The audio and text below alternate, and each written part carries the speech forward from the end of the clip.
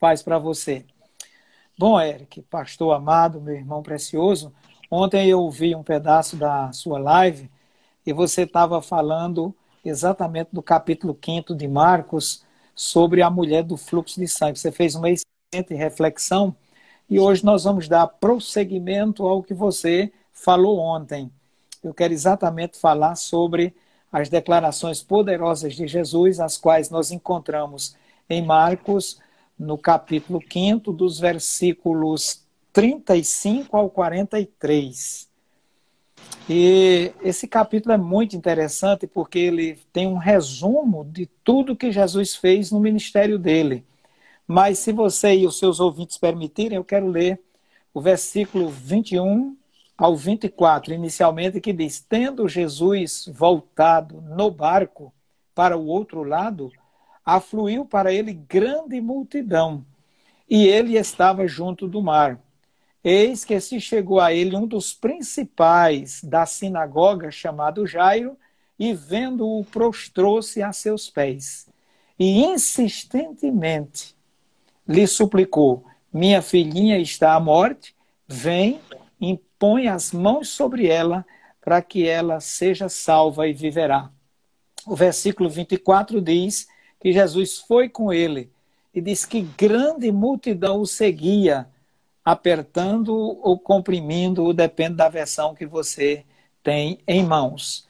Na sequência, exatamente no capítulo 5º de Marcos, versículos 35 ao 43, a leitura diz: falava ele ainda, ou seja, Jesus ainda estava falando com a mulher do fluxo de sangue, a sua meditação de ontem, quando chegaram alguns da casa do chefe da sinagoga, a quem disseram: tua filha já morreu, porque ainda incomodas o mestre?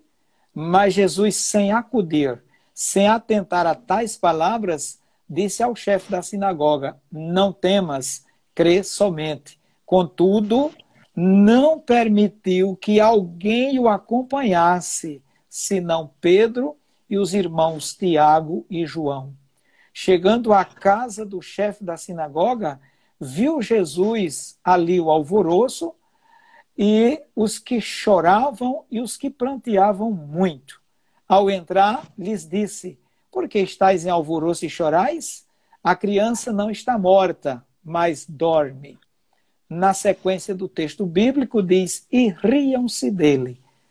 Tendo ele, porém, mandado sair a todos, tomou o pai e a mãe da criança e os que vieram com ele, e entrou onde ela estava. Imediatamente, tomando-a pela mão, disse: Talita cumi, que quer dizer: menina, eu te mando, levanta-te. E o texto sagrado diz que imediatamente a menina se levantou e pôs-se a andar, pois tinha 12 anos. Então ficaram todos sobremaneira admirados. Mas Jesus ordenou-lhes expressamente que ninguém o soubesse e mandou que lhe dessem de comida. Esse texto, se nós fôssemos meditar nele, fazendo aí uma explanação, não somente textual, mas uma explanação bem detalhada do que nele ocorre, nós passaríamos 2 lives por inteiro, entendeu? Mas eu quero tecer alguns comentários, porque nesse contexto bíblico, Jesus tem pressa, tanto no livro de Marcos, você vai encontrar muitas vezes a palavra logo, imediatamente, depressa. Jesus tinha pressa nesse cenário bíblico em acudir às pessoas como ele hoje, da mesma forma, o faz. Mas precisamos saber primeiro quem era Jairo. Ele era um líder religioso, era uma pessoa importante, era um homem íntegro, era uma pessoa amada pelas pessoas. Mas também era um pai aflito, um pai angustiado, porque sua única filha de quase 12 anos estava doente, à beira da morte, como diz o relato de Lucas no capítulo 8º. E a sua família, portanto, estava convivendo com a morte, e os serviçais lá, aqueles que trabalhavam na família, eles estavam incomodados. Como eu já falei, esse texto resume o ministério de Jesus. Do versículo 1 ao 20, nós vamos encontrar a vitória sobre os demônios. vitória sobre os demônios. Do 21 ao 24, Jesus retorna para Cafarnaum e uma grande multidão o espera. No meio dessa multidão, Jairo está. Diferentemente da aldeia de Gadara, neste mesmo capítulo, no versículo 17 do capítulo 5, eles, incomodados com a presença de Jesus, pediram para Jesus se retirar. Jesus se retira e quando chega em Cafarnaum, uma multidão o espera, uma multidão o aguarda. Essa palavra Cafarnaum significa ilha de Naum, ou da consolação. E ali era o centro do ministério de Jesus. Mateus, no capítulo 4, no versículo 13, diz que Jesus foi morar em Cafarnaum.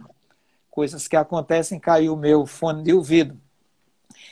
No texto que você meditou ontem, com a riqueza de detalhes muito grande, eu achei muito interessante a sua meditação, fala exatamente da vitória sobre as enfermidades, quando aquela mulher do fluxo de sangue, você já falou isso muito bem, ela ouviu falar da fama de Jesus e ela disse, se tão somente eu tocar na orla do seu vestido, eu ficarei sã. Ela não tinha certeza se iria tocar, mas ela tinha a convicção que se tocasse, ela ficaria sã.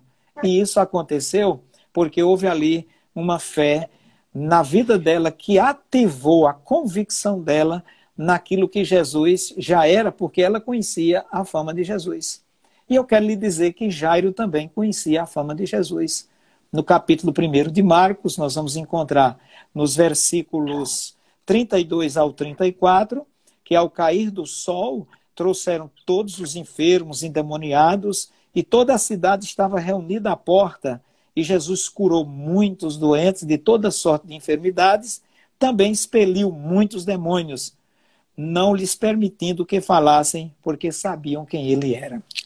E Jairo sabia quem era Jesus. E nesse contexto que nós queremos falar sobre as 3 grandes declarações de Jesus, eu falei grandes declarações, mas nós queremos resumir em 3, ou resumi-las em 3, e já vou lhe antecipar, eu achava que não precisava ir para a segunda live, mas por conta do atraso, se necessário, a gente vai para a segunda live, tá ok? Tá bom? Tá combinado? As pessoas, eu estou vendo as pessoas ao vivo.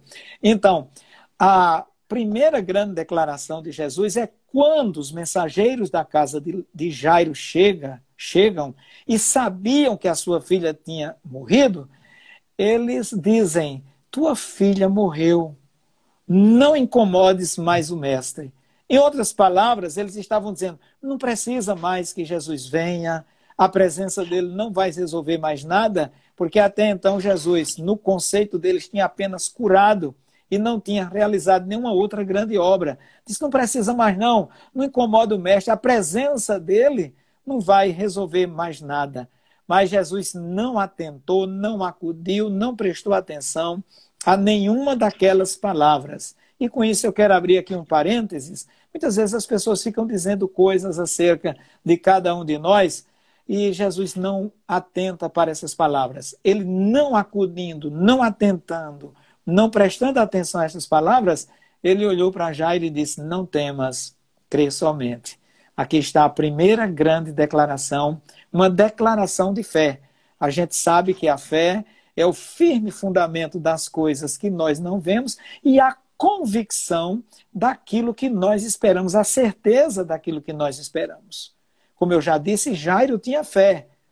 Naquele íntere, naquele momento em que a mulher do fluxo de sangue ali tem aquela conversa com Jesus, aquilo ali não foi coisa de 5 minutos, de 10. O texto bíblico é rápido, mas aquilo ali demorou. Mas Jairo não desistiu. Ele ficou ali, ele esperou. Acredito que inquieto, pensando na enfermidade da filha, como qualquer um de nós estaria. Aí chegaram os mensageiros. Aquilo que ele não queria ouvir, ele ouviu. Disse, não incomodes, a tua filha já morreu. Jesus que sabe todas as coisas, que controla todas as coisas, que está assentado à direita de Deus no trono e detém o controle de tudo, ele disse, não temas, creia somente. É uma declaração importantíssima na vida da gente. Mas a menina tinha morrido, pastor Eric. A menina estava morta. Eles sabiam que a menina estava morta, mas Jesus tenta confortar o coração daquele pai de uma filha única de quase 12 anos, dizendo: não temas, crê somente. O que seria? O que ele iria fazer? Certamente passou pela cabeça de Jairo. Quando nós olhamos para o texto bíblico, a morte era uma realidade, a morte era uma verdade.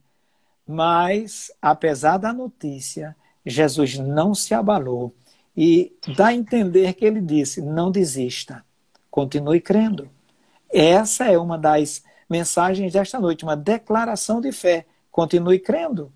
As coisas acontecem, as adversidades nos sobrevêm, às vezes nós queremos parar, desistir, recuar, mas o Senhor diz: não temas, creia somente. Continue crendo, continue esperando e continue acreditando. E aqui eu tenho uma pergunta para mim e para nós. Qual seria a minha reação? A filha morta, Jesus se demorando, a multidão ali ao lado de Jesus, para caminhar com aquela multidão iria demorar ainda mais? Qual seria a minha reação? Como eu iria reagir? Continuaria esperando Jesus? Continuaria crendo?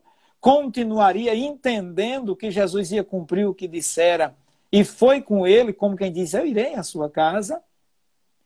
É verdade que Jairo tinha fé, mas a notícia da morte abala qualquer um. A morte, ela não é bem-vinda em cenário nenhum. Mas Jesus continua dizendo para todos nós: não temas, crê somente. Não importa a notícia que chegou, foi de morte, foi. Vamos continuar crendo? Vamos continuar acreditando no Senhor. Vamos continuar esperando no Senhor, porque Ele pode resolver as coisas. A notícia, eu vou repetir, eu quero enfatizar bem isso: a tua filha morreu, ela não tinha vida. Mas Jesus disse: não temas, crê somente. Como é uma palavra de ensino, eu queria perguntar para os nossos internautas aí da mídia digital: qual foi a área da sua vida ou da minha vida que morreu? Às vezes o desejo de louvar ao Senhor, de servir ao Senhor, de frequentar o templo, de evangelizar, de ter má comunhão com Deus, de buscar intimidade com o Senhor. Algumas dessas áreas da nossa vida podem ter morrido. Mas não importa, nesta noite, elas podem ser vivificadas pelo poder de Jesus, porque ele continua dizendo: não creia, não temas, crê somente. Ouvida a notícia, Jesus, com tranquilidade, ele vai para a casa de Jairo, mas não deixou a multidão ir. Não deixou a multidão ir. Pensei nisso aí no versículo 37. Diz: a multidão não foi, está escrito aqui no texto da palavra de Deus, mas Jesus, sem acudir a tais palavras, disse ao chefe da sinagoga: não temas tão somente. O 37, melhor dizendo: contudo, não permitiu que alguém o acompanhasse. Imagina só, aquela multidão tinha visto a mulher do fluxo de sangue ser curada, salva e liberta, curada da enfermidade física, da enfermidade emocional e da enfermidade espiritual, como você muito bem falou ontem. A multidão queria saber o que era que Jesus, o que é que ele vai fazer agora? Jesus disse: fica aí. Tomou Pedro, Tiago, João e Jairo e seguiu para a casa dele. A multidão não foi. Eu posso imaginar a curiosidade daquela multidão. Eu posso imaginar o que eles estavam pensando. Jesus caminhou e quando chega na casa tem o alvoroço, o choro, as carpideiras, que eram uma evidência de que havia morte, elas eram pagas para chorar. Jairo era um homem importante, então quanto mais fosse intenso o choro, mais caracterizava a realidade de uma morte e a condição da morta ou do morto. Aí quando Jesus chega lá, dá uma declaração de esperança. A primeira, porque a pedagogia diz que a repetição é a base do aprendizado, a primeira é uma declaração de fé. Não temas, crê somente. Eu acredito que há pessoas que estão nos ouvindo, que precisam hoje, a despeito de todo esse Covid-19 ou de qualquer outra coisa, ouvir essa palavra: não temer, não olhar para as circunstâncias e crer no Senhor. E agora, quando ele chega lá, que percebe o alvoroço, ele dá uma declaração de esperança. Glória a Deus! Uma declaração de esperança. Ele diz: a criança não está morta. Mas todos sabiam que ela estava morta. E começaram a zombar, começaram a rir, começaram a dizer: a menina morreu. Mas finalmente Jesus chegou na casa do luto, onde a dor imperava, onde o pai até então não tinha tido a curiosidade de estar lá no quarto onde a filha estava. Ele estava ali ao lado de Jesus, acompanhado de Jesus. E a circunstância não era fácil. E o texto sagrado mostra que quando Jesus chegou lá, era aquela agonia, aquele alvoroço. E ele diz isso. Pense aí agora, pastor Ellison Eric, meu amigo. Pense aí, você que está nos ouvindo. Choro, sinais de morte, mas Jesus diz: a menina não está morta. O mundo hoje vive em prantos. O mundo hoje chora a dor do seu pecado, a dor das suas adversidades. O mundo chora o pranto da falta de esperança, da falta de convicção, da falta de comunhão com Deus e da incerteza de tudo que vai acontecer. Mas Jesus chega exatamente para dizer: creia somente, e a menina não morreu.